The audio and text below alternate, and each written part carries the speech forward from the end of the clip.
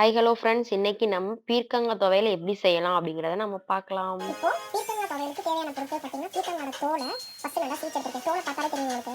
இதில் பார்த்தீங்கன்னா இதுக்கு மேலே ஒரு ஷார்ப்பாக இருக்குங்க. அதை வந்து நான் நல்லா சீவிட்டு அதுக்கப்புறம் தான் அந்த தோலை எடுத்துருக்கேன். அந்த ஷார்ப் வந்து கொஞ்சம் நரநரன்னு இருக்கும் இல்லைங்க. அதனால அந்த ஷார்ப் மட்டும் எடுத்துட்டு வெறும் தோலை எடுத்துக்கோங்க. தோலை வச்சதுக்கப்புறம் அதில் இதில் ஒரு ஸ்பூன் உளுந்து எடுத்திருக்கேன். அப்புறம் சின்னதாக ஒரு பீஸ் லைட்டாக புளிப்பு டேஸ்ட் இருக்கிற மாதிரி நல்லா இருக்கும் அப்படிங்கிறதுக்காக லைட்டாக புளி, அப்புறம் தேவையான அளவு மிளகாய்.